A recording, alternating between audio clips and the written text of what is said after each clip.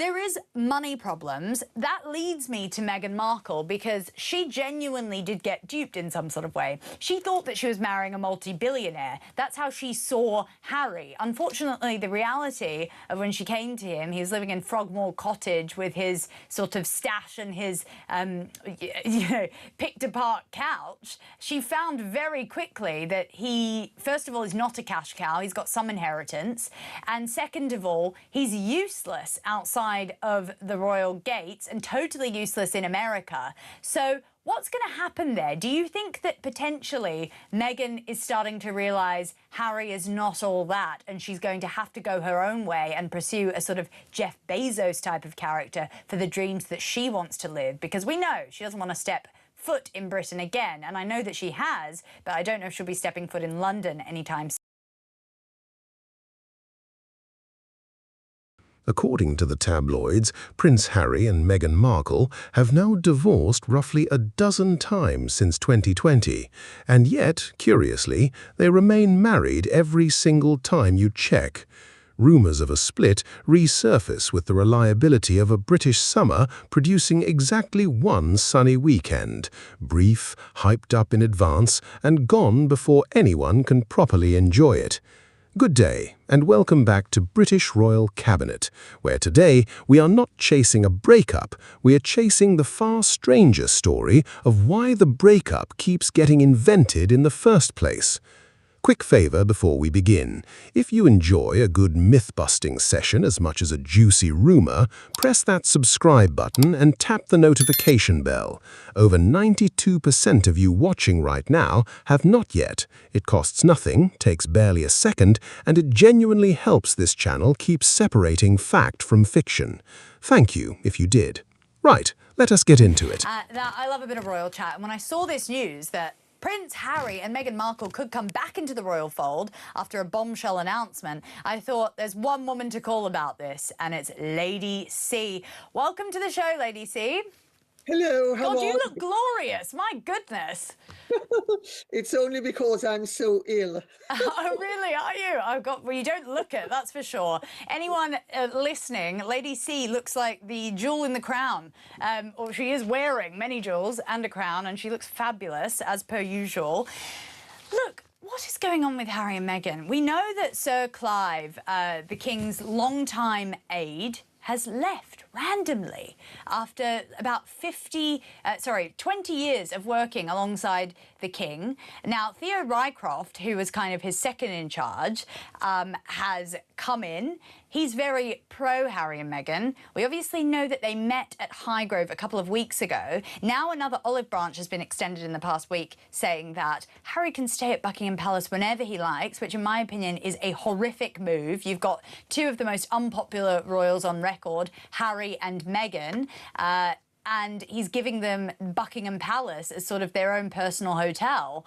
What do you make of all this news? Because in my mind, Lady C, it seems like there's a lot of plates spinning, and Harry might actually triumph out of this.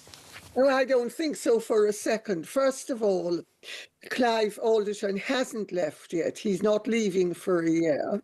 Secondly, all Harry is going to need to do is hear no from Theo Rycroft 4 times before he decides he's the latest enemy. And so that's going to inevitably happen, because Harry would like to believe that his father and his grandmother would love to do whatever he wants, but they are prevented by mean, horrid members of staff.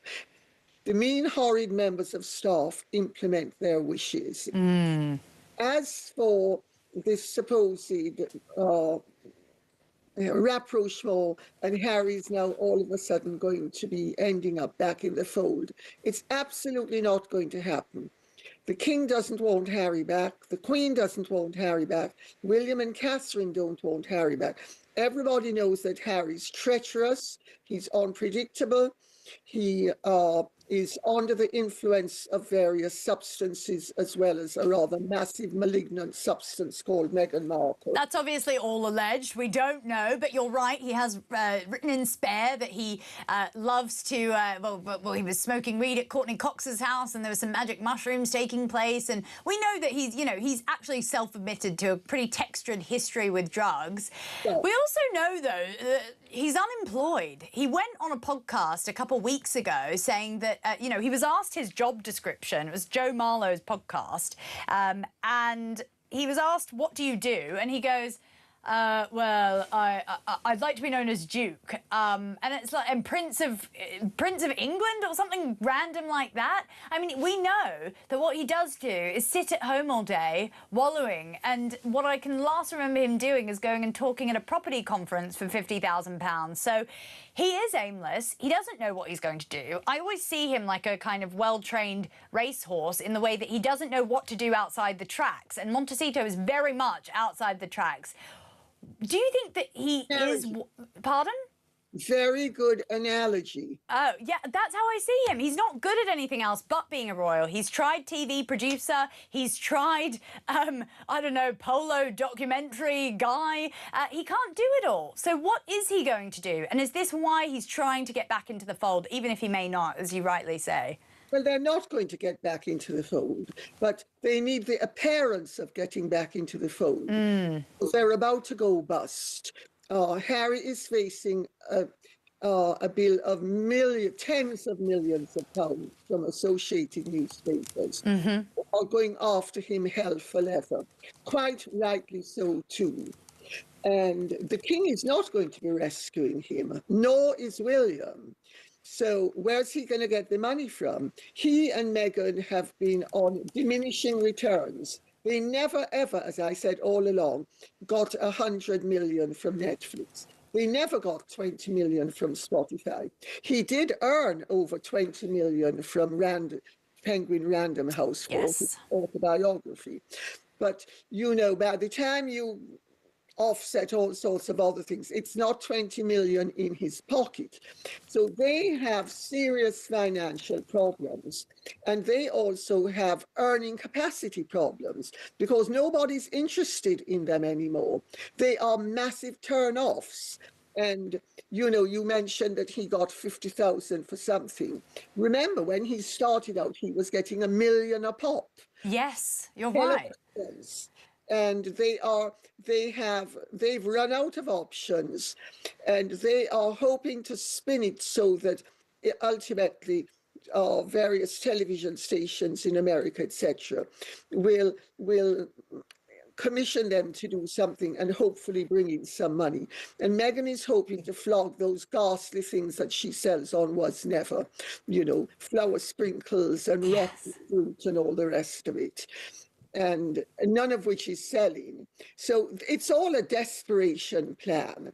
And they're hoping that if they renew the royal connection and lead everybody to believe that it's going to be a more constant connection, that ultimately they're going to be half in, half out, or be able to present themselves as such, and that therefore that will increase their earning capacity. I don't think it's working. They're extremely unpopular in the United States of America.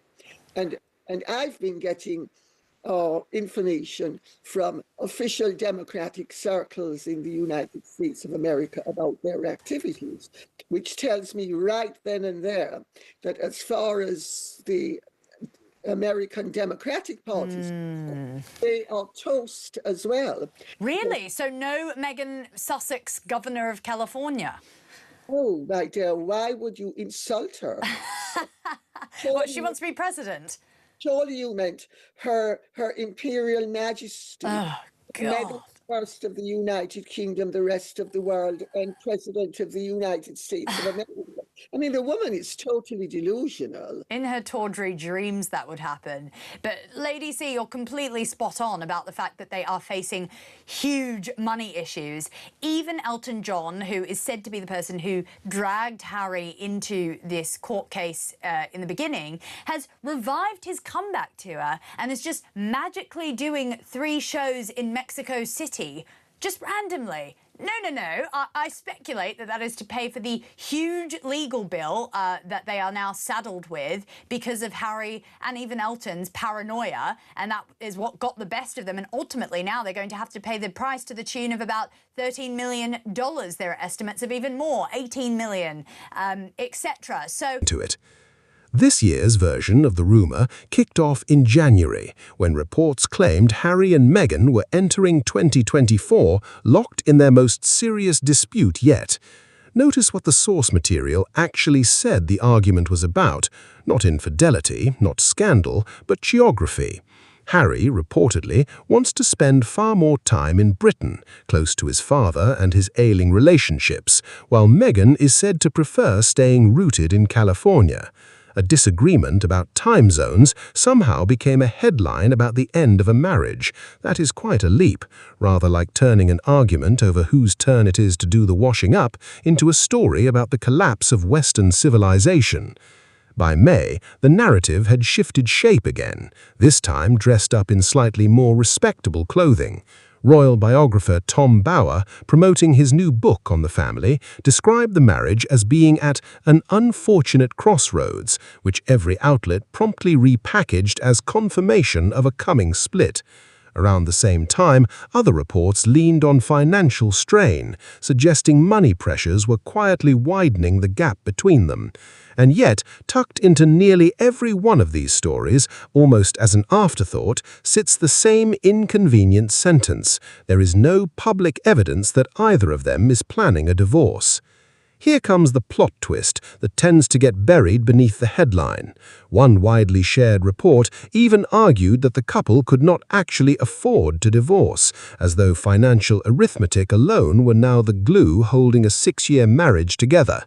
Meanwhile, across the very same news cycle, Harry and Meghan kept doing precisely what divorcing couples generally do not do. They traveled together, they marked their wedding anniversary publicly, and this July they appeared together in the United Kingdom as a family, meeting King Charles. Somehow, the rumour and the reality kept occupying completely different rooms. So why does this story refuse to die? Partly because Harry has, quite literally, been asked about it to his face. Back at a New York conference, he addressed the swirl of speculation directly, joking that according to the internet, he and Meghan have moved house a dozen times and divorced roughly as often. He was essentially laughing at a rumour mill that treats an ordinary busy schedule as evidence of marital collapse.